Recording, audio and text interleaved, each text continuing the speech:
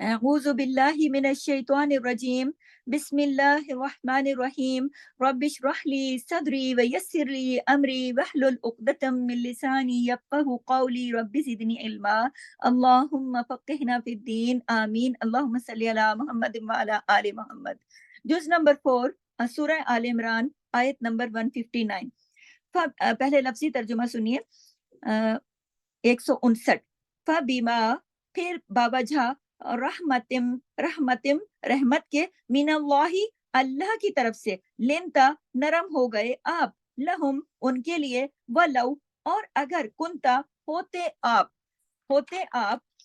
فزن تندخو غلیظ القلب سخت دل فدو البتہ وہ منتشر ہو جاتے من حولک آپ کے آس پاس سے فعفو عنہم پس درگزر کیجئے انہم ان سے واستغفر اور بخشش مانگیے لہم ان کے لیے وشاورہم اور مشورہ کیجئے ان سے فی الامر معاملے میں فاذا پھر جب عزمتا پختہ ارادہ کریں آپ فتوکل علی اللہ تو توکل کیجئے اللہ پر ان اللہ بے شک اللہ یحب المتوکلین اللہ محبت رکھتا ہے توکل کرنے والوں سے۔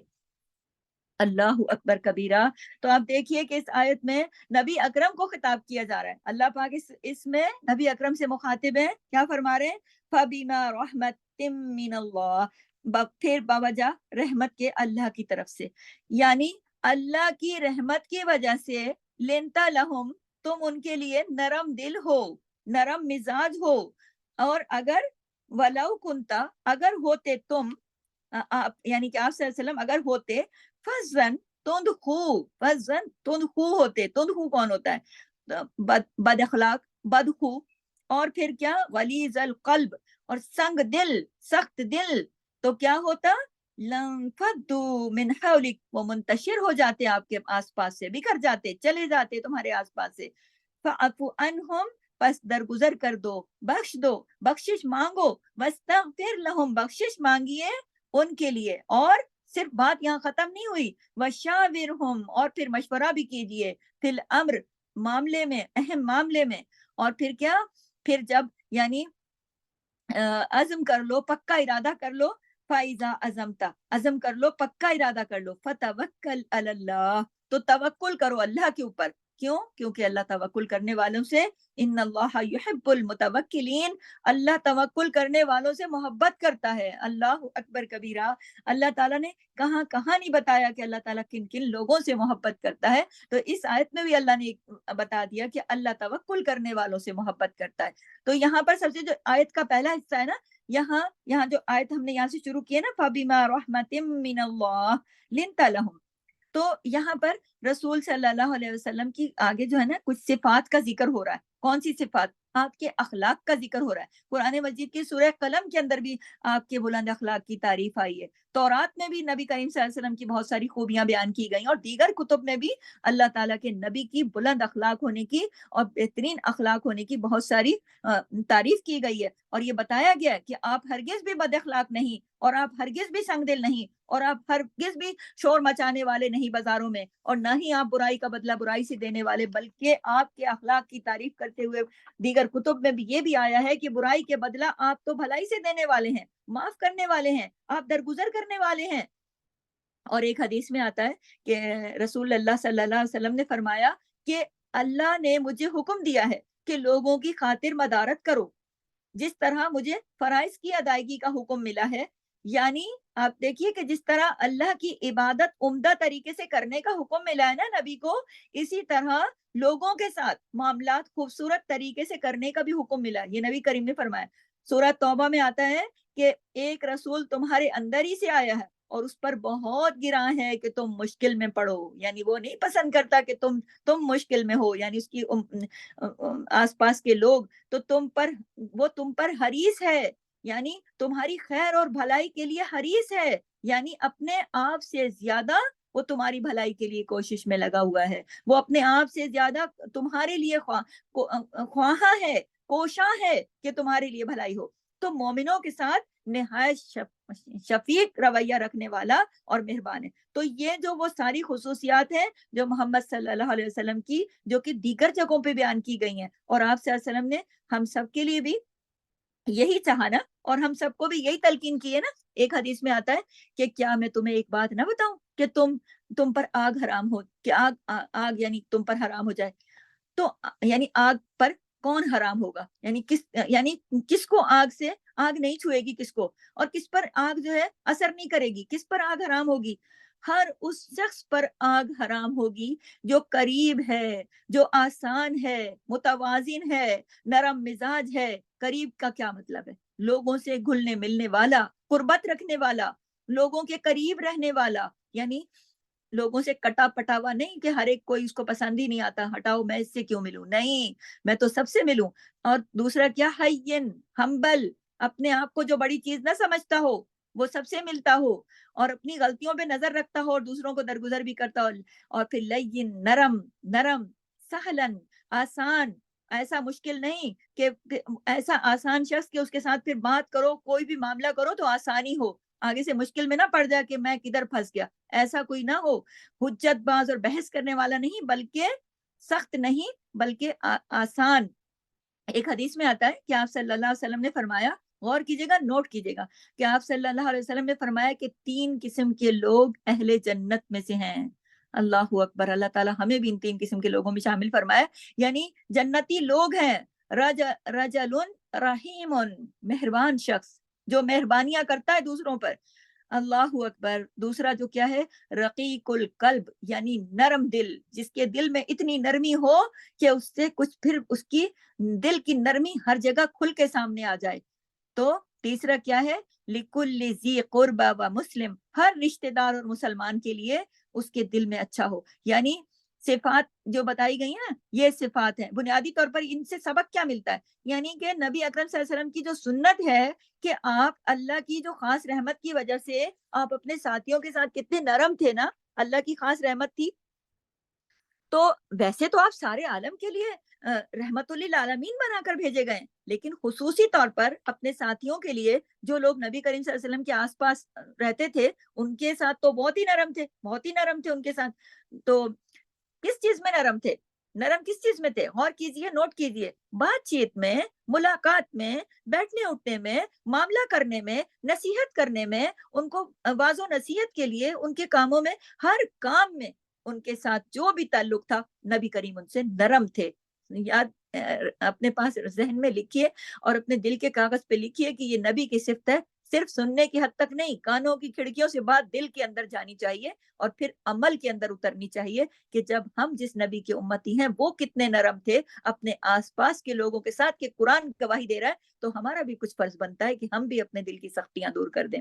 پھر آگے فرمایا اللہ نے کہ اگر آپ بد اخلاق ہوتے، یعنی اگر آپ وہ ہے نا کہ ولو کنت فظا غلیظ القلب، اگر آپ ہوتے، کیا ہوتے آپ بد کلام ہوتے یا بد اخلاق ہوتے یا سخت ہوتے، تو پھر کیا ہوتا؟ کیا بتایا اللہ نے؟ اگر آپ غلیظ القلب ہوتے، سنگ دل ہوتے. سنگ دل کون ہوتا ہے؟ پہلے یہاں پہ یہ بتاتی چلوں، جو کسی بھی چیز سے خوش نہیں ہوتا، جو کسی پر بھی رحم نہیں کرتا، جو کسی سے متاثر ہی نہیں ہوتا.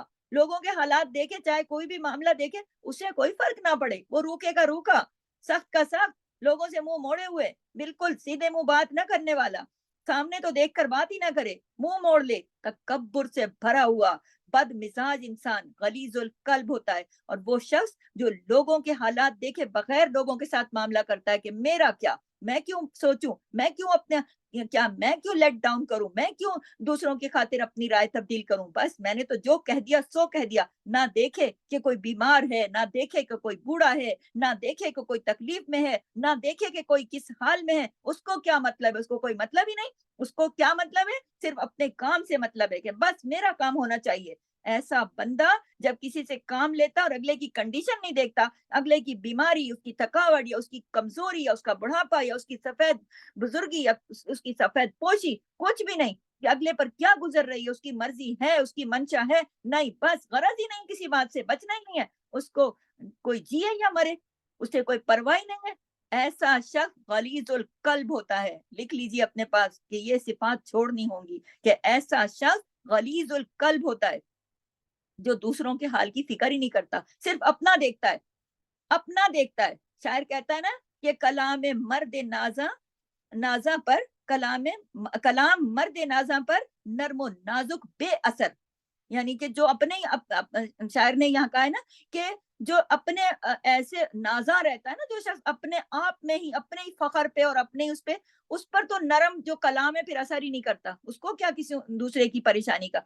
تو ایسے جو لوگ ہوتے ہیں نا, وہ دوسروں کے ساتھ کوئی نرمی سے بات کرے, ان کے ساتھ کوئی نرمی سے بات کرے, انہیں کوئی فرق نہیں پڑتا, کوئی محبت سے بات کرے, کوئی فرق نہیں پڑتا, کوئی سختی سے بھی بات کر کے دیکھ لے نا, وہ چکنے گھڑے ہوتے ہیں ان پر, وہ بھی کوئی اثر نہیں کرتا, چٹانے ہوتے ہیں, پتھر ہوتے ہیں ایسے لوگ.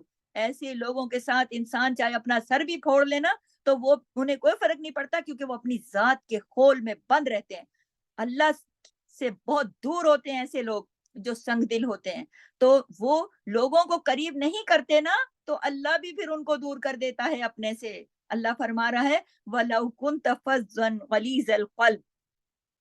غَلِيظَ الْقَلْبِ لَانفَضُّوا مِنْ حَوْلِكَ, کہ سنگ دلی دیکھیں نا کہ اگر آپ بھی ایسے ہوتے تو پھر یہ جو لوگ آپ کے آس پاس ہیں یہ چلے جاتے چھوڑ کے.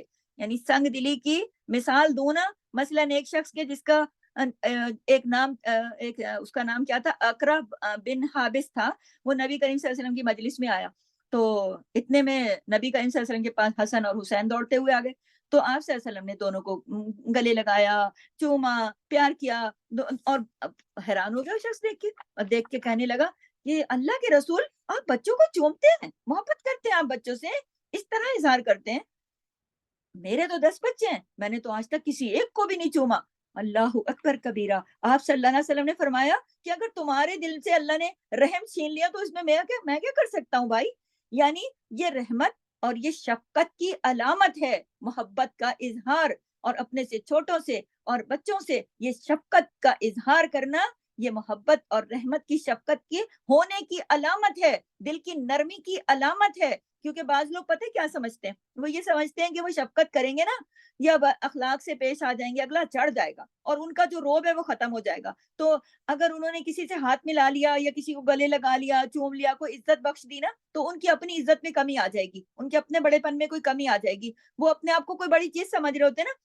تو ایسے لوگوں کے جو اپنے جو بچے ہوتے ہیں نا, بعض لوگوں کے, وہ بھی ان کے پاس جاتے ہوئے ڈرتے ہیں, رشتہ دار بھی, بہن بھائی بھی ان سے سہمے رہتے ہیں, ایسے لگتا ہے کہ کسی فرعون کے پاس بیٹھے ہیں. تو یہ پسندیدہ چیز نہیں ہے. ایسے لوگ اپنے آپ کو جو بڑی چیز سمجھیں, اور لیکن اللہ کے نزدیک ایسے شخص کی کوئی قدر و قیمت ہی نہیں ہے, جو شخص اپنے آپ کی موڈ میں بیٹھا رہے اور خدا کی خلقت کو منہ نہ لگائے, اور اللہ کے بندوں کے ساتھ وہ اس کا سیدھے اس کی تیوری چڑھی رہے, اور اس کا ہر وقت شکل بنی رہے, اور کوئی اخلاق کا, کوئی محبت کا اظہار نہ ہو, نہ کسی جملے سے, نہ کسی ادا سے, نہ کسی, اور دل میں یہ چل رہا ہو کہ ہائے میں نے اگر محبت کا اظہار کر دیا نا تو بس میں تو پھر میری تو عزت میں کمی ہو جائے گی, اگلا تو پتہ نہیں, اس کا دل خود محبت سے خالی ہے, وہ خود اخلاق سے خالی ہے. کیونکہ یہ ساری جو ہے نا, یہ ساری کی ساری چیزیں بد اخلاقی ہیں, اور بد اخلاقی نبی کی سنت کے خلاف ہے. ہمارے نبی بد اخلاق نہیں تھے. آپ دیکھیے کہ اخلاق کی وجہ سے کتنے لوگ جنت میں جائیں گے. تو اس آیت میں فرمایا جا رہا ہے کہ آپ اگر بد اخلاق ہوتے یا پھر آپ غلیظ القلب ہوتے, اگر آپ سنگ دل ہوتے تو سب چلے جاتے. کون؟ صحابہ بکھر جاتے. لہٰذا اللہ تعالیٰ نے آگے کہہ دیا فَعْفُ عَنْهُمْ, تو آپ ان کو معاف کر دیجئے. اللہ اکبر. عفو, معاف کرنا اور بدلہ نہ لینا. آپ کو معلوم ہے جنگ احد کے دن اللہ کے رسول لوگوں کو بلا رہے تھے, آوازیں دے رہے تھے نا کہ اللہ کے بندوں میری طرف آؤ, اور لوگ کیا کر رہے تھے, بھاگے جا رہے تھے آگے پہاڑ کی طرف. تو یہ ان کی نافرمانی تھی نا. اور ہم نے اور بھی بہت ساری چیزیں جنگ احد کے سلسلے میں پڑھی کہ اللہ کے نبی نے درے پہ ڈیوٹی لگا دی تھی, ایک چھوٹی پہاڑی پہ کھڑا کر دیا تھا کہ پیچھے ایک راستہ ایسا, ایک درہ ایسا کہ وہاں سے دشمن کی فوج اندر آ سکتی ہے, تو تم لوگوں نے یہاں سے بالکل نہیں ہٹنا جب تک کہ میرا دوسرا حکم نہ آئے. لوگوں نے جنگ اب اللہ کے نبی نے جنگ کی, اپنے صحابہ کے ساتھ مل کے کفار کے ساتھ جنگ کی, اور زبردست جنگ کی, اور جنگ میں فتح کے قریب پہنچ گیا. تو وہ اللہ کے رسول کی نافرمانی کر لی بندوں نے, اور اتر کے نیچے آ گئے. ابھی جنگ کا فیصلہ نہیں ہوا تھا ابھی, تو پھر وہ کیا ہوا کہ دشمن پلٹ کے آ گیا اور اس نے دوبارہ حملہ کر دیا, اور کتنا نقصان ہو گیا. یہ ساری ڈیٹیل ہم پیچھے پڑھ رہے ہیں. کس وجہ سے ہوا تھا؟ ان کی غلطی کی وجہ سے ہوا تھا, جو بہت بھاری ہو گیا تھا. کتنے صحابہ, 70 صحابہ شہید ہو گئے, جس میں نبی کریم کے اپنے چچا بھی شامل تھے, اور پھر اب نبی پاک صلی اللہ علیہ وسلم کے دندان مبارک شہید ہو گئے. اور نبی کریم صلی اللہ علیہ وسلم کے سر کے اوپر جو فوجی ٹوپی ہوتی ہے, جو فوجی لباس کا حصہ ہوتی ہے سر پہ, اس کی جو 2 کڑیاں نیچے کی طرف تھی, وہ کڑیاں آپ کے چہرے مبارک کے اندر گھس گئیں جا کے بالکل, اور اس کی جو کیل تھے وہ آپ کے چہرے کے دونوں طرف ایسے گھس گئے کہ ایک صحابی تھے عبیدہ بن جرار, جب انہوں نے ایک کڑی نکالی تو ٹھک کر کے آپ کا ایک دانت ٹوٹ گیا, جب دوسری کڑی نکالی آپ کا دوسرا دانت ٹوٹ گیا. یعنی جو کڑیاں اندر چلی گئی تھی, آپ کے دیکھیے چہرہ اس انسان کے جسم کا کتنا نازک حصہ ہوتا ہے, اور نبی کا چہرہ زخمی ہو گیا, دانت ٹوٹ گئے. کتنی تکلیف ہوتی ہے جب دانت ٹوٹ جائے, آپ سوچیں کتنی زیادہ جسمانی تکلیف اٹھائی نبی پاک صلی اللہ علیہ وسلم نے, اور ایک گڑھے میں بھی گرے اس دن, وہ دانت ٹوٹا, شہادتیں ہوئی کہ مال غنیمت ہاتھ سے نکلا, تو ایک کے بعد ایک صحابہ شہید ہونے لگ گئے, ہزیمت ہو گئی, شکست ہو گئی, روب چلا گیا, مال غنیمت چلا گیا, یعنی جیتی ہوئی جنگ ہار گئے. اب ایسے میں ہونا کیا چاہیے تھا, سوچیں ذرا, یہ ساری باتیں ہوئی نا, یہ کس وجہ سے ہوئی, جن لوگوں کی غلطی کی وجہ سے یہ ہوا تھا. اگر آج کے ماحول سے ذرا ریلیٹ کر کے دیکھیں تو کیا ہونا چاہیے تھا, ان کی تو خوب خبر لی جاتی نا کہ ایسا تم لوگوں نے کیوں کیا. اور پھر یہاں اللہ کی مہربانی دیکھیے, اللہ تعالیٰ کیا فرما رہے ہیں, فَاعْفُ عَنْهُمْ, اللہ اکبر کبیرہ, ان کو معاف کر دو, اللہ اکبر, معاف کر دو. اللہ فرما رہا ہے معاف کر دو ان لوگوں کو جن کی یہ ساری کہانی بتائیے کہ جن کی غلطی کی وجہ سے یہ ساری کہانی ہوئی, نبی زخمی ہوئے, پیچھے گرے, دانت ٹوٹے, بندے شہید ہو گئے, جیتا ہوا مال نکل گیا, لڑائی نکل گئی ہاتھ سے, فتح چلی گئی, روب چلا گیا, سب چلا گیا. اللہ فرما رہا ہے فَاعْفُ عَنْهُمْ, معاف کر دو ان کو, معاف کر دو ان کو. یہ اپنے دل کے کاغذ پہ لکھیے کہ اتنا نقصان ہونے کے بعد کوئی بندہ کیا کس طرح کے جذبات رکھتا ہے, اور میرے رب کی تعلیم کیا ہے, میرے دین کی تعلیم کیا ہے, میرے نبی کو کیا پیغام دیا میرے رب نے. لکھ لیجیے اپنے دل کے کاغذ پہ یہ 2 لفظ, فَاعْفُ عَنْهُمْ. آج ہم چھوٹی چھوٹی غلطیاں نہیں معاف کرتے, دوسروں کی پکڑ کے رکھتے ہیں, کہتے ساری زندگی ہم اس کو رگڑا دیں گے. فَاعْفُ عَنْهُمْ, ان کو معاف کر دو. کن کو, جن کی وجہ سے یہ ساری غلطی کی وجہ سے یہ سارا کچھ ہوا تھا. تو انسان ہے, غلطی ہو گئی, بھول ہو گئی, مس انڈرسٹینڈنگ ہو گئی, اب ہو گیا نا, اب کچھ ہو تو نہیں سکتا, اب انہوں نے کوئی جان کے تو نہیں کیا ہوگا. تو بس اسی چیز کو انسان کو بھی مسئلہ نہیں بنا لینا چاہیے کسی بھی ایسے, اور پھر انہی صحابہ کو نشانہ نہ بنا لیا جائے. اس وجہ سے اللہ تعالیٰ نے کہا معاف کر دو. اب یہاں پر میں تھوڑا سا اپنے معاشرے کی پکچر پر آؤں گی, کیونکہ قرآن راہ ہدایت ہے, قرآن آخری کتاب ہے, قرآن کے سہارے ہم نے اور ہماری نسلوں نے جینا ہے, اس لیے اس معاشرے کی پکچر دکھانا بھی ضروری ہے. بعض اوقات ایسا ہوتا ہے ہمارے معاشرے میں, کیا ہوتا ہے اجتماعی کام کے اندر, اجتماعی معاملات کے اندر, اگر سب مل کے کوئی کام کر رہے ہیں فرض کرو, اور کسی سے کوئی غلطی ہو جائے اور پھر اس غلطی کی وجہ سے کوئی نقصان ہو جائے, اللہ اکبر, پھر لوگ ان پر جو برستے ہیں, پھر جو لوگ اس بندے کی بیچارے کا پیچھا پکڑتے ہیں, اس کو تو نشانہ ہی بنا لیا جاتا ہے, ہر وقت اسی کو ذلیل اور رسوا کیا جاتا ہے. دیکھو جی فلاں بندہ ہے, یہ جی لوگ ہیں, ان کے مشورے سے ایسا, یہ جی وہ لوگ ہیں, انہوں نے کیا, یہ انہوں نے کیا, یہ اس نے کیا, یہ اس نے سارا کام خراب کیا ہے, یہ ساری مصیبت ہم پر اس کی وجہ سے ٹوٹی, اس کی وجہ سے ٹوٹی, یہ ہوا وہ ہوا, یہ نہ, یعنی یہ جملے ہیں, یہ حقیقت بتا رہی ہوں کہ, اور پھر اور ساری زندگی لوگ نہیں بھولتے, وہ اس بات کو بنا لیتے ہیں ایک کہانی, اور آگے سے اس میں کافی چیزیں اضافہ بھی ہوتا رہتا ہے, اور زندگی بھر اس کو رگڑتے رہتے ہیں کہ فلاں موقع پہ اس بندے نے ہمارے ساتھ یہ کیا تھا. دل میں رکھ لیتے نقطے میں, کہتے کہ ہم نقطے محفوظ کر رہے ہیں. اللہ اکبر, اللہ, قرآن تو پڑھو, اتنا کچھ بڑا نقصان, جانے چلی گئی, نبی زخمی ہو گئے, اللہ کہہ رہے فاعفو عنہم. اور آپ بندوں کے کمال دیکھیں, کیوں قرآن سے دوری ہے نا, قرآن کو سمجھ کے پڑھتے جو نہیں, ریڈنگ تو 1000 دفعہ کی ہوگی, اس جگہ سے بھی گزرے ہوں گے, لیکن معاف کرنے کا جذبہ دل میں کیوں نہ آیا, اس لیے کہ سمجھے نہیں. ابھی آیا جذبہ دل میں, یہ سنا آپ نے, آیا دل میں جذبہ, نوٹ کیجئے, کلاس کے بعد بتائیے گا مجھے کہ یہ سب قرآن کا پیغام سن کے کوئی دل میں تبدیلی آتی ہے یا نہیں آتی ہے. تو سمجھ جائیے کہ دل زرخیز مٹی کا ہے, دل زرخیز ہے. زرخیز زمین کیا ہوتی ہے, جس پر یوں بیج ڈالو اور تھوڑی سی بارش برس جائے تو گھاس پھوس نکل آتی ہے. چٹیل میدان اور سخت پتھروں پر کوئی چیز اثر نہیں کرتی. تو یہاں اپنے دل کا بھی جائزہ لیں. اور پھر ایسے معاملے کو ساری زندگی لوگ بھولتے نہیں ہیں, انہیں کی غلطیوں کو پوائنٹ آؤٹ کرتے رہتے ہیں. اگر ہمارے معاشرے میں کوئی چھوٹی سی بھی غلطی ہو جائے, کوئی کام بگڑ جائے, کہتے ہیں تو نے غلط مشورہ دیا نا, یہ کر دیا, وہ کر دیا, اس نے یہ وہ, مطلب ایک بیچارہ وہ تو سہم ہی جاتا ہے, اس کے پاس تو پھر اپنی صفائی کی, اس کو تو کوئی بولنے منہ بھی نہیں کھولنے دیتا. تم تو اب چپ ہی رہو, تم نے جو پہلے کر دیا وہی کافی ہے نا, ایسا ہی ہوتا ہے نا. تو اب اس آیت میں کیا کہا جا رہا ہے, آپ اللہ کا کلام سنیے, کیا خوبصورت کلام ہے کہ اس میں ڈوب جانے کو دل کرتا ہے, اور اپنے رب کی مہربانیوں پر کہ اللہ کہتا ہے فَاعْفُ عَنْهُمْ, ان کو معاف کر دو. اور افا یعفو کا جو مطلب ہوتا ہے نا مٹا دینا، جیسے کوئی بات ہوئی نہیں تھی، کبھی کوئی معاملہ ہی نہیں ہوا تھا، پچھلی بات دہراؤ ہی نہیں۔ آپ دیکھیں کتنی خوبصورت اور دل کو چھو لینے والی تعلیم ہے کہ یہ دو جملے ایسے ہیں کہ ادھر ہی کھڑے رہوں اور بار بار یہ کہوں کہ میرے رب نے کہا فاعفو عنہم، میرے رب نے کہا ان سب کو معاف کر دو جن کی وجہ سے خود ان کے نبی کریم زخمی ہوئے۔ اللہ کہہ رہا ہے معاف کر دو ان کو، اس نبی جس کی خاطر خود میرے رب نے یہ ساری کائنات رچی، ان کو بھی زخمی ہو گئے، ان کے یہ حالات بنے، ان کی ساتھیوں کی شہادتیں ہو گئی، جیتی ہوئی جنگ ہار گئے، اللہ کہہ رہا فاعفو عنہم۔ اس سے بڑی بات کوئی ہوتی ہے عام زندگی میں؟ ذرا نوٹ کیجئے گا، اپنے اپنے حالات پہ جائزہ ڈالیے گا، نظر ڈالیے گا کہ میں کس کس بات کے ساتھ چپٹی ہوئی ہوں اور میں اس کو معاف نہیں کر رہی ہوں، کیا اتنے بڑے اور اتنے مشکل حالات سے تو نہیں گزری نا؟ تو پھر پچھلی بات دہراؤ نہیں۔ اور آپ دیکھیں آگے وَاسْتَغْفِرْ، اور پھر بات یہاں ختم نہیں ہوئی۔ آپ یہ دیکھیے میرے رب کی خوبصورتی، میرے رب کا بڑا پن، بات یہاں پہ صرف ختم نہیں ہوئی دو لفظوں میں فَاعْفُ عَنْهُمْ، معاف کر دو ان کو۔ اللہ آگے بھی کچھ کہہ رہا ہے وَاسْتَغْفِرْ لَهُمْ، اللہ اکبر، اور بخشش مانگیے ان کے لیے الٹا بخشش بھی مانگیے۔ اللہ اکبر، انہوں نے غلطی کی، آپ ان کے لیے بخشش مانگے، کیونکہ غلطی تو ہوئی نا، وہاں سے درے پہ ڈیوٹی لگی ہوئی تھی، چھوڑ کے نیچے اترا ہے، جس کی وجہ سے جنگ کا پاسا پلٹ گیا۔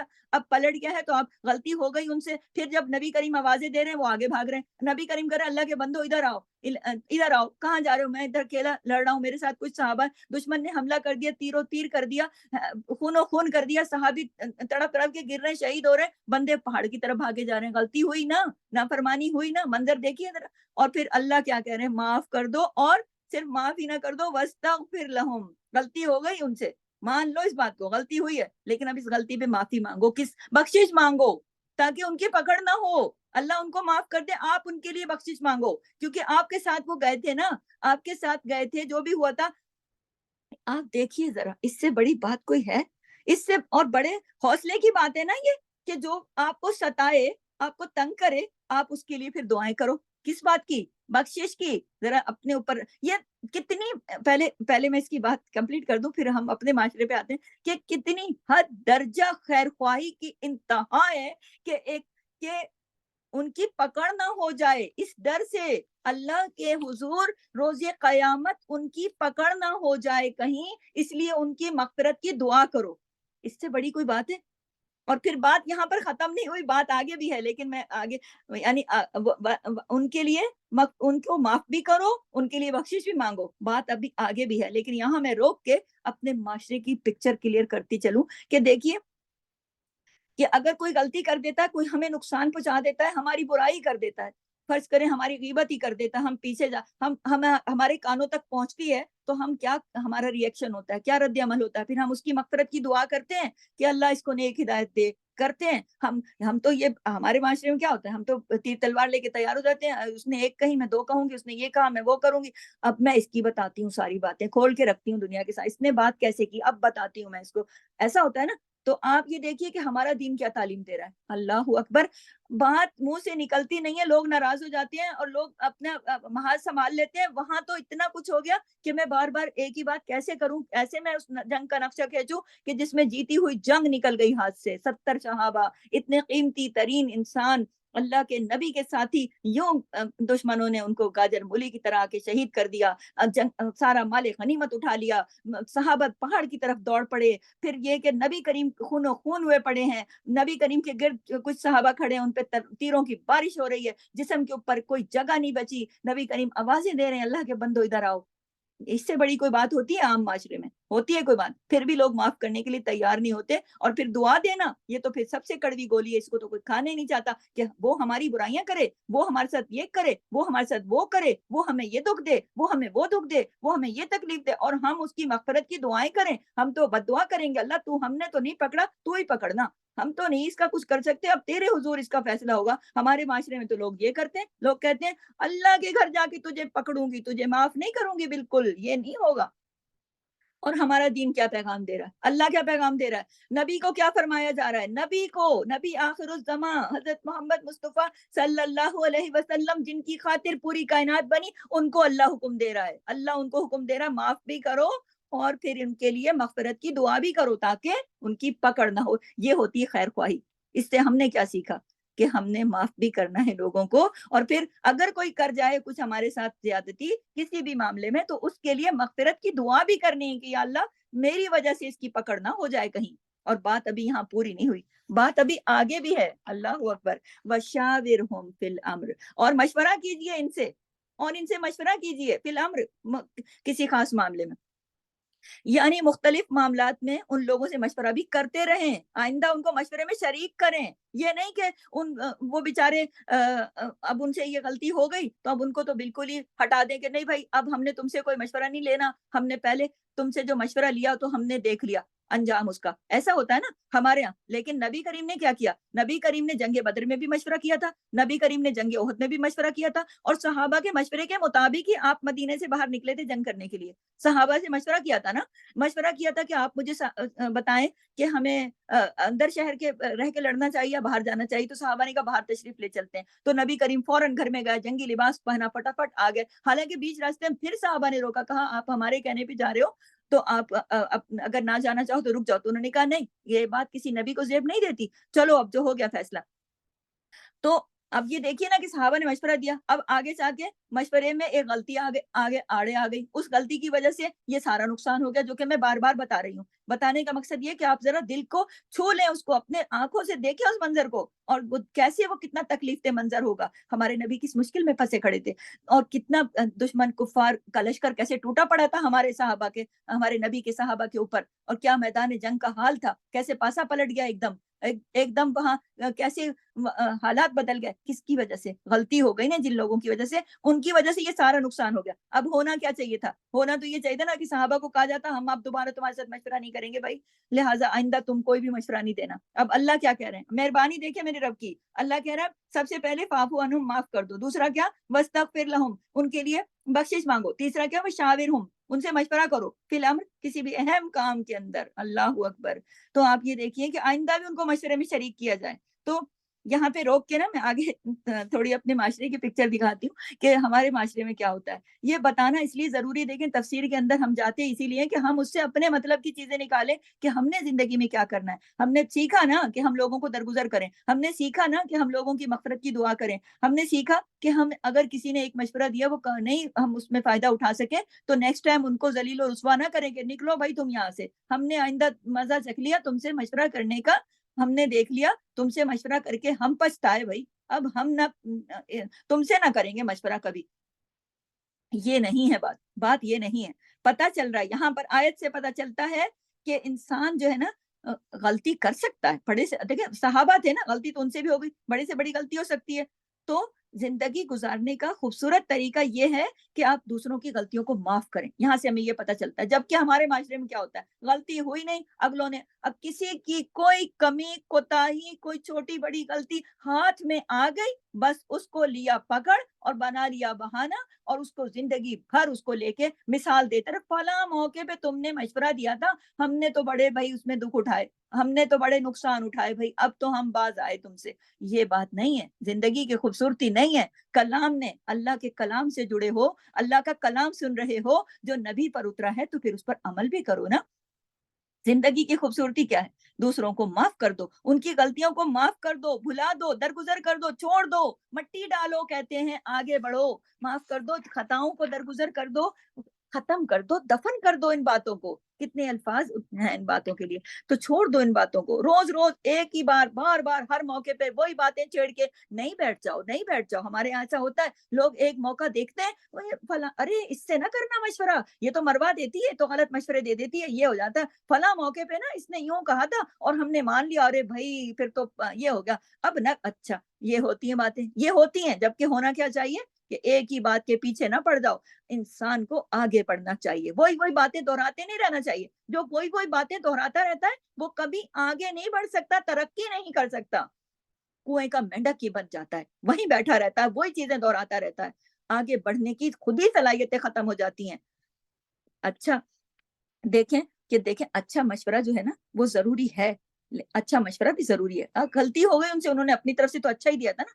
اچھا جو ہوتا ہے نا جو ایک امیر ہوتا ہے، امیر دیکھیں قافلے کا بھی ہوتا ہے، گھر کا بھی ہوتا ہے، سربراہ مینس کے جو چل رہا ہوتا ہے، اس کو مشورہ کرنا چاہیے، ہے نا۔ تو دیکھیں وہاں پہ کون تھا امیر؟ وہاں پہ سربراہ کون تھا, لیڈر کون تھا؟ ہمارے نبی. اب ہمارے نبی پر تو وہی بھی آتی تھی, اور پھر ان کو مشورے کی بھلا ضرورت کیا تھی؟ وہ چاہتے تو وہ بنا مشورے کے بھی کر سکتے تھے. لیکن اللہ نے یہاں پر ان کو خاص طور پر کہا, ایک لفظ آیا یہاں پر الامر, یعنی خاص خاص معاملے میں دوبارہ بھی مشورہ کرنا ان کے ساتھ. ورنہ اللہ تعالیٰ تو یہ بھی کہہ سکتے تھے نا کہ اب بھائی انہوں نے ایک دفعہ ایسا مشورہ دیا تو یہ ساری کایا پلٹی, اب نہ کرنا. نہیں, اللہ کہہ رہے مشورہ کرنا, معاف بھی کرو, ان کی مغفرت کی دعا بھی کرو اور ان سے مشورہ کرنا. اور الامر خاص خاص موقعوں پر, خاص خاص معاملوں میں. یہ نہیں, بعض اوقات لوگ نا دل رکھنے کے لیے, ہمارے معاشرے میں کیا ہوتا ہے کہ بندوں کو ناراض بھی نہیں کرنا چاہتے, ان سے بات چیت بھی چل رہی ہوتی ہے, اور اندر چھپ چھپ کے اپنے خاص خاص جو چیزیں نا اندر چھپ چھپ کے پیچھے پیچھے چل رہی ہوتی ہیں, خاص خاص باتیں ان لوگوں کو نہیں بتاتے. کہتے ان کو نہیں بتانا, پکے ہو جاتے ہیں بالکل, کہتے ان کو نہیں بتانا. بھائی کیوں نہیں بتائیں؟ نہیں بھائی مروا دیتے ہیں نا, ان کو بتانا تو بیکار ہے. تو اللہ تعالیٰ کیا کہہ رہا ہے, وشاورہم فی الامر, خاص خاص باتیں مشورہ کرو, خاص خاص باتیں مشورہ کرو, عام باتیں نہیں. یہ نہیں کہ میں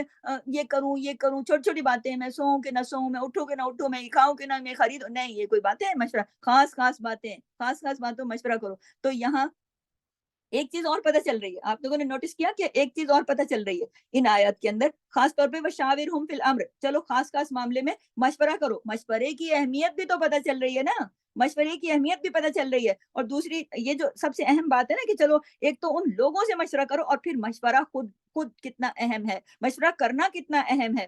یہاں سے مشورے کی اہمیت واضح ہو رہی ہے کہ اللہ نبی کریم کو بھی دے رہے ہیں حکم کہ آپ مشورہ کرو خاص خاص معاملوں میں.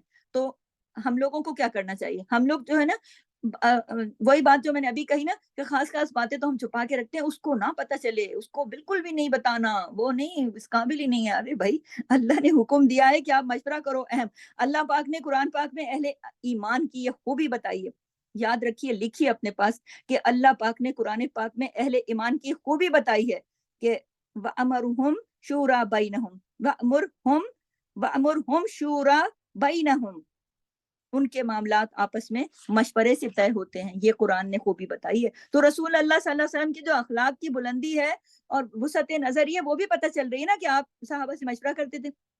یہ ان کے اخلاق کی بلندی ہے. ورنہ اگر وہ کوئی اور بندہ ہو, آج تو کسی کو ذرا سی کوئی لیڈرشپ مل جاتی ہے, وہ کہتا ہے میں ہی سب کچھ ہوں بھائی, میں کسی سے کیوں مشورہ کروں, میں مشورہ کروں میری نہ کوئی میری اہمیت کم ہو جائے. جبکہ نبی اخلاق کی بلندیوں پر فائز ہیں, اور ان کی وسعت نظری دیکھیے کہ وہ اپنے صحابہ سے ہر کام میں مشورہ کر رہے ہیں. اور اللہ تعالیٰ نے بھی اس بات کا حکم دیا وشاورہم فی الامر. ہاں, تو پھر کیونکہ ایسا کرنے سے کوئی بھی کام جو ہے نا, جب سب کے اتفاق سے ہوتا ہے نا اور سب کی شراکت کے ساتھ طے پاتا ہے, تو اس میں کیا ہوتا ہے, سب کی رائے مقدم رکھی جاتی ہے نا, تو وہ کام اہم ہو جاتا ہے. پھر اس کام میں سب کی رائے شامل ہو جاتی ہے. جب اللہ کے حکم کے مطابق آپ مشورہ کر رہے ہو, اس میں اللہ کی رحمت شامل ہو جائے گی, اس میں اللہ کی رضا شامل ہو جائے گی. اور وہ کام جو بالکل چھپا چھپو کے اکیلے بندے نے ون مین شو کرنا ہوتا ہے نا, وہ پسندیدہ نہیں ہے. کیونکہ اگر کسی بھی معاملے میں کسی ایک ہی بندے کی مرضی چلے, ایک ہی بندہ ڈکٹیٹر عامر بن کے بیٹھ جائے, ڈکٹیٹر, یہ عامر الف والا عامر ہے, عین والا نہیں, ڈکٹیٹر بن کے بیٹھ جائے, تو اسلام میں کوئی ڈکٹیٹرشپ نہیں ہے. یہ نہیں ہے کہ کوئی ایک ہی بندہ اپنی مرضی چلاتا رہے, دوسروں پہ ٹھوستا رہے, نہ دوسرے کی مشورہ, نہ مرضی, نہ کچھ, نہ اس کی رائے لینا, بس کھڑے ہو جاؤ, بیٹھ جاؤ, جو میں نے کہہ دیا وہی ہوگا. عموماً ہمارے معاشرے میں لوگ کہتے ہیں میں نے جو کہہ دیا ہے تو بس وہی ہوگا. بھائی ایسے کیسے ہو سکتا ہے؟ جو تم نے کہہ دیا وہی ہوگا. دوسرے بیچارے مان تو لیتے ہیں, لیکن دل میں تو بھی نفرت پروان چڑھتی ہے نا. ہمارا رب دلوں کے حال جانتا ہے, اور اللہ نہیں چاہتا کہ ایک مومن کا دل دوسرے مومن کے لیے خراب ہو جائے. اس لیے اللہ تعالیٰ نے مشورے کی اہمیت یہاں پر واضح کر دی ہے کہ میں نے تو اپنے نبی کو بھی حکم دے دیا کہ اپنے صحابہ کے ساتھ مشورہ کرو, جبکہ ان کے مشورے کی وجہ سے نقصان کتنا ہو گیا تھا. اس کے باوجود اللہ تعالیٰ حکم دے رہا ہے کہ مشورہ کرو. اور ہمارے معاشرے میں کیا ہوتا ہے, ہمارے معاشرے میں لوگ کہتے ہیں کہ جس کے ہاتھ میں بھی تھوڑی سی طاقت آ جائے, وہ کہتا ہے کہ میں جو ہوں نا, بس اب میں نے تو کسی کی سننی کوئی نہیں ہے. یہ تو غلط بات ہے نا. تو بس یہ تھوڑی نا ہے کہ ایک بندہ کہتا رہے بس میں کہوں تو اٹھ جاؤ, میں کہوں تو بیٹھ جاؤ, میں نے جو کہہ دیا. میں نے یہ جملہ بہت سارے لوگوں سے اپنے کانوں سے سنا ہے, لوگ کہتے ہیں میں نے جو کہہ دیا بس وہی کرنا ہے. ارے بھائی دوسروں کو بھی ساتھ لے کے چلو, ایک بندہ فیصلہ کر لے اور پھر کام بتاتا جائے, یہ کرو یہ کرو, تو یہ عمل جو ہے یہ اسلام میں پسندیدہ نہیں ہے.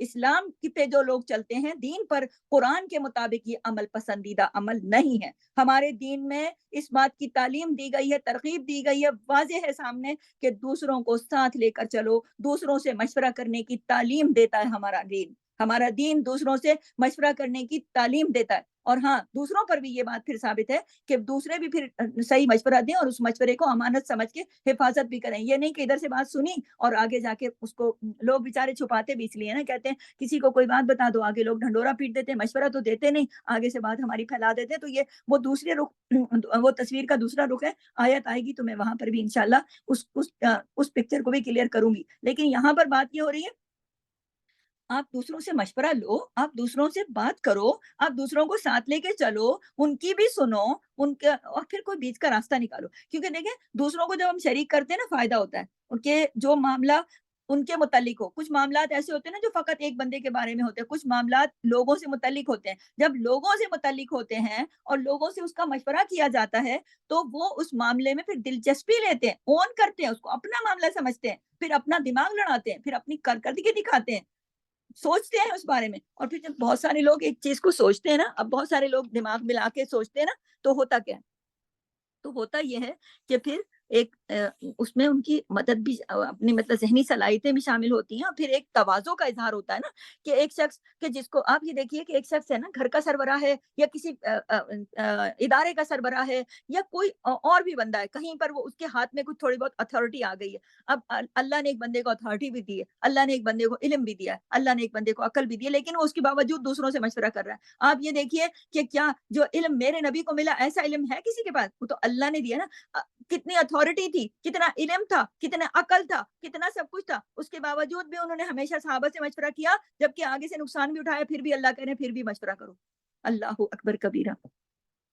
تو پھر ان سے بڑھ کر کوئی عقل مند، ان سے بڑھ کر کوئی صلاحیتوں والا کوئی ہے کہ تو کرنا کیا چاہیے؟ ہمیں سمجھ کے آ رہی ان ساری باتوں سے کہ اپنے نیچے والوں سے مشورہ کرو، کہ اگر کوئی بات ہے کہ جس کے اندر باقی لوگ آپ کے اس معاملے کے اندر ریلیٹڈ ہیں، تو آپ نے کوئی یک وہ جو کہتے ہیں نا وہ ون مین شو بن کر خود ہی اپنا آرڈر کہ میرے پاس اتھارٹی ہے، اگلا تو اب مجبور ہے، اب اگلا تو پھنس گیا میرے ساتھ، اگلا تو اب کچھ کر نہیں سکتا. کچھ نہیں کر سکتا، ایٹ لیسٹ آپ اس کی نظروں سے گر جاؤ گے. کچھ نہیں کر سکتا، آپ کے سامنے وہ مسکرا دے گا، دل میں تو آپ کو اچھا نہیں سمجھے گا نا. آپ دوسروں کی نظروں سے گر جاؤ گے، آپ دوسروں کی محبت کو غلط استعمال کرو گے، اور دوسرے آپ سے محبت کیے جا رہے ہیں اور آپ کی بات کو یس کیے جا رہے ہیں، آپ سے احترام کیے جا رہے ہیں، احترام میں چپ ہیں، اور آپ اس کا فائدہ اٹھا کے اپنا یک ڈگری آرڈر ان کے اوپر لگائے جا رہے ہو، تو کیا ہوگا؟ فائدہ کیا ہوگا؟ آپ دل سے نکل جاؤ گے.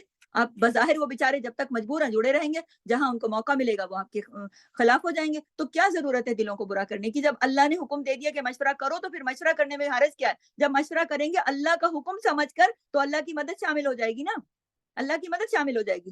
اور نبی اکرم صلی اللہ علیہ وسلم جو تھے نا، وہ بہت کثرت سے اپنے صحابہ سے مشورہ کرتے تھے، اور اتنی کثرت سے کرتے تھے کہ بعض اوقات اگر کوئی شخص آپ کے پاس آ جاتا تھا نا کوئی مدد مانگنے کے لیے، تو ایسا ہوتا تھا کہ نبی کریم صلی اللہ علیہ وسلم ایک محفل میں بیٹھے ہیں، فرض کریں کوئی بندہ آ گیا، کچھ اس نے مانگ لیا، اب نبی کریم نے ان کو دینا ہے، لیکن وہ کیا کہتے تھے؟ وہ اتنی خیرخواہی رکھتے تھے، اپنے صحابہ کو عزت دیتے تھے وہ، اور اتنا ان کو مقام اور مرتبہ دیتے تھے، کیونکہ اللہ کے حکم کے مطابق چلتے تھے نا وہ اللہ کے حکم کے مطابق چلتے تھے. تو جب کوئی آ جاتا تھا، دیکھیں اگر نبی کریم خود دینا چاہتے کوئی بھی چیز، ان کو صحابہ روکتے تو نہیں نا، یقیناً آپ دے دیتے. بندہ آیا مانگنے نبی سے، نبی اٹھا کے کچھ بھی دے دیں، لیکن وہ کیا کرتے تھے؟ ساتھ ساتھ اجر میں ان کو بھی شریک کر لیتے تھے. صحابہ سے کہتے تھے تم اس شخص کی مجھ سے سفارش کرو. اللہ اکبر کبیرہ. آپ خوبصورتی دیکھیے میرے نبی کی، کہ وہ کہتے تھے تم کہو نا، تم سفارش کرو نا مجھ سے، کہ میں اس کو اللہ کے حکم سے، تاکہ تم کیوں سفارش کرو؟ تاکہ تم بھی اس اجر میں شریک ہو جاؤ. یعنی کہ اور کچھ نہیں تو اجر میں ہی شریک کر لیتے تھے. یعنی کہ تم سفارش کرو اس کی، جو میں نے دینا ہے وہ تمہیں دے ہی دوں گا، جو میں نے دینا ہے وہ تمہیں دے ہی دوں گا. جو اللہ چاہے گا اس کو دلوائے گا میرے ہاتھ سے، لیکن اجر تم بھی پالو نا. آپ یہ دیکھیے خیرخواہی دیکھیے. تو اس عمل سے کیا ہوتا ہے؟ اپنائیت کا احساس ہوتا ہے. آپ دوسرے کو عزت بخش رہے ہو، دوسرے کو اپنا بنا رہے ہو، دوسرے کو اون کر رہے ہو، دوسرے کو اس کا حق دے رہے ہو. ایسے رعایا بنا کے نہیں بٹھایا ہوا اپنے پاس. دوسرے کو بھی کچھ مقام، دوسرے کو بھی کچھ احساس ہو کہ ہاں بھائی میری بھی کوئی رائے چلتی ہے، میرا بھی کوئی مشورہ ہے، میرا بھی اس کے ساتھ کچھ رشتہ ہے، میرا بھی کوئی عزت ہے یہاں پر، مجھے بھی کسی اجر میں شریک کیا جاتا ہے. تو پھر جو دوسروں کی اس وقت جو محبتیں، اس وقت جو صلاحیتیں، اس وقت جو چیزیں ابھر کے سامنے آتی ہیں، وہ اگر اس کے خلاف کیا جائے تو پھر ایسا نہیں ہوتا. اگر ایک ہی بندہ بیٹھ کے صرف اپنی منمانی کرتا جائے اور خود ہی سارے فیصلے کرتا جائے اور خود ہی چھپا چھپا کے رکھتا جائے اور خود ہی اس کو تنہا آرڈر دے کے اس کو منواتا رہے اپنی طاقت کے زور سے، تو پھر وہ جبر تو کر سکتا ہے، محبت نہیں پا سکتا۔ تو اگر کوئی بھی کام آپ کرنا چاہتے ہو نا، تو صرف اپنی مرضی سے اگر آپ کرنا چاہتے ہو نا، تو آپ اس میں بہتر یہ ہے کہ آپ اگر آپ اپنی مرضی بھی کرنا چاہتے ہو، میرے کہنے کا مقصد یہ کہ فرض کرو کہ آپ یہ سمجھتے ہو کہ یہ زیادہ بہتر ہے کہ میں نے جو سوچا ہے، میرے دوسرے جو ہیں وہ اس قابل نہیں، ان کی علم اس قابل نہیں، ان کی عقل اس قابل نہیں، تو پھر بھی اگر دوسرے کے سامنے رکھ دیا جائے کہ دیکھو میری یہ رائے ہے، میں نے یہ سوچا ہے، اس کے یہ پہلو ہیں، اس کو ایسا کرنے سے یہ کام اس طریقے سے اچھے طریقے سے طے پا جائیں گے، اگر آپ کو پسند ہے، آپ کیا کہتے ہو اس بارے میں؟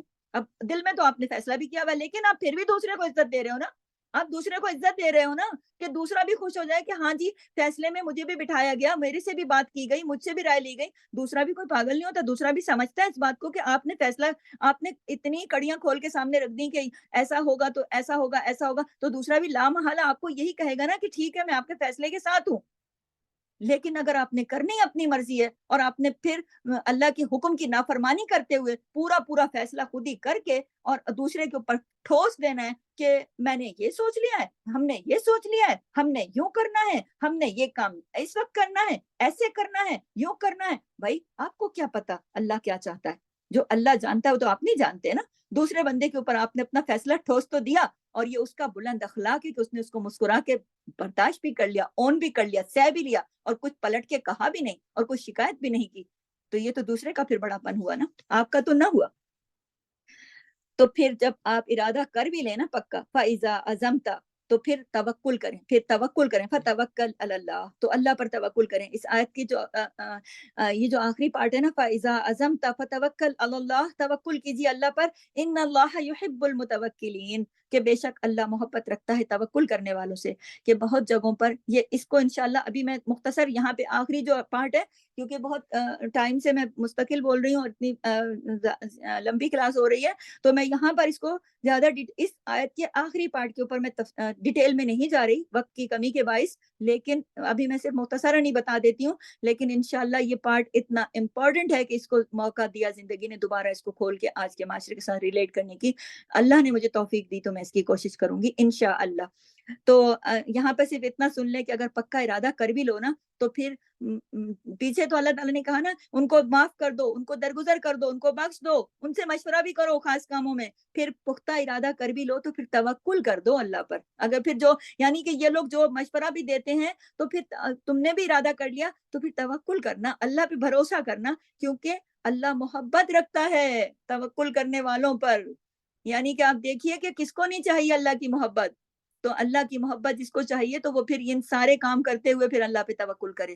انشاءاللہ تعالیٰ اس کے لاسٹ پارٹ کو ہم دوبارہ اس کو اچھے سے کھولیں گے، اس پہ دوبارہ بات کریں گے، کیونکہ بہت خوبصورت جملہ ہے کہ اللہ محبت کرتا ہے توکل کرنے والوں سے۔ تو انشاءاللہ احادیث کی روشنی میں دوبارہ بھی اس پہ بات ہوگی، لیکن اس بات کو اپنے دل پہ گرہ لگا لیں کہ اللہ توکل کرنے، اللہ پر بھروسہ کرنے، اللہ پر پکا یقین، پختہ یقین رکھنے والوں، جو بھی کام ہے آپ نے اللہ کے حکم کے مطابق دوسروں کو درگزر بھی کر دیا، اپنے ایسے رشتہ دار جنہوں نے کوئی ایسے قریب کے لوگ، ایسے گھر کے لوگ، میاں بیوی، بچے، رشتہ دار، ماں باپ، یا کوئی بھی آپ کے قریب کے ساتھی، دوست، آپ سے ان سے کوئی خطا بھی ہو گئی، آپ نے ان کو درگزر کر دیا، آپ نے ان کو بخش دیا، معاف کر دیا، پھر بھی آپ نے قریب لوگوں سے مشورہ کر لیا، کیونکہ یہ سب اللہ کے حکم ہیں اور نبی کریم کو دیے جا رہے ہیں، تو پھر ہم اور آپ کس کھیت کی مولی ہیں؟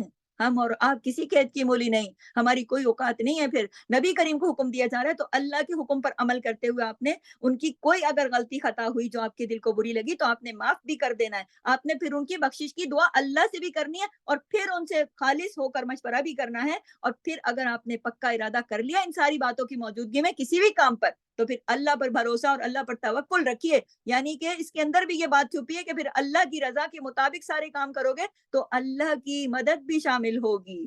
ان اللہ یحب المتوکلین، اللہ محبت کرتا ہے توکل کرنے والوں سے، اور جن سے اللہ محبت کرتا ہے نا، کام بگاڑتا نہیں ہے ان کے سنوار دیتا ہے پھر، کیونکہ یہ محبت کا تقاضا ہے نا۔ آپ دیکھیے نا خود پہ رکھ کے کہ جس سے آپ محبت کرتی ہیں کیا اس کے کام بگاڑ دیتی ہیں؟ ہاں وہ تو بگاڑ بھی رہا ہو تو محبت کا تقاضا یہ ہے کہ ہم سنوارنے کے لیے کھڑے ہو جاتے ہیں کہ بھلا اس کا کام کیوں بگڑے، اس سے تو ہمیں دلی محبت ہے، تو کچھ غلط بھی ہو گیا نا تو پھر محبت اس کو سیدھا کرواتی ہے، تو اور پھر وہ خالق کائنات جس کے ہاتھ میں سب کچھ ہے، جو سب کچھ ایک کن کہتا ہے اور کر گزرتا ہے، تو پھر آپ کا کوئی کام بگڑے گا بھلا؟ نہیں نا، کیونکہ اللہ توکل کرنے والوں سے محبت کرتا ہے، اشارہ دے دیا اللہ نے کہ محبت کرتا ہے اللہ، پھر یاد رکھنا یہ ساری چیزیں کرو گے، اللہ کی محبت پالو گے، تو پھر محبت تو پھر یہ تقاضا کرتی ہے نا، محبت تو پھر بگڑنے نہیں دیتی، محبت آڑے آ جاتی ہے نا۔ ایک ماں بھی اگر بچے کے ساتھ بہت محبت کرتی ہوتی ہے تو اس کی غلطی قصور معاف کر دیتی ہے اور اس کے لیے کھڑی ہو جاتی ہے، چاہے وہ کچھ تھوڑا بہت الٹا سیدھا بھی کرے تو کہتی ہے میری محبت کا تقاضا ہے، یہ میری ممتا کا تقاضا ہے۔ تو یہ تو انسان کی بات ہے، اور جب میرا رب جو 70 ماؤں سے زیادہ محبت کرنے والا ہے وہ کہہ رہا ہے کہ اللہ محبت کرتا ہے توکل کرنے والوں سے، تو آپ یہ سارے کام کریں، اللہ آپ کو اور مجھے موقع دے، توفیق دے، اس قابل بنائے کہ ہم اس آیت پر عمل کر کے اپنی زندگی کے مطابق ڈھالیں، اس آیت کے مطابق اپنی زندگی کو ڈھال کر اللہ کی محبت حاصل کر لیں۔ اس آیت کے سانچے میں ڈھل کر اللہ کی محبت پائی جا سکتی ہے، کیونکہ اللہ نے خود فرما دیا کہ ان اللہ یحب المتوکلین۔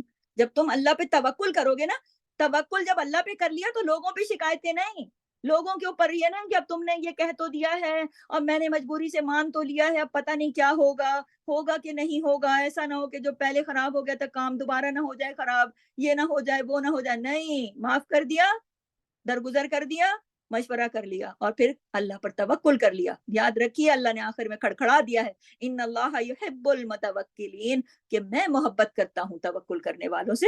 اللہ تعالیٰ آپ کو اور مجھے اپنی محبت عطا کرے۔ اتنا خوبصورت جملہ ہے، اللہ کی محبت کا ذکر آ گیا کہ دل نہیں کر رہا کہ میں اس جملے کے بعد آپ سے اجازت چاہوں، لیکن وقت کی کمی کے باعث اجازت چاہتی ہوں۔ اللہ آپ کو اور مجھے توکل کرنے والا، اللہ پر توکل کرنے والا اور اللہ کی محبت پانے والا اور محبت کرنے والا بنائے، اور میری دعا ہے کہ اللہ ہمیں ان بندوں میں شامل کر لے جو اللہ سے محبت کرتے ہیں اور جن سے اللہ محبت کرتا ہے۔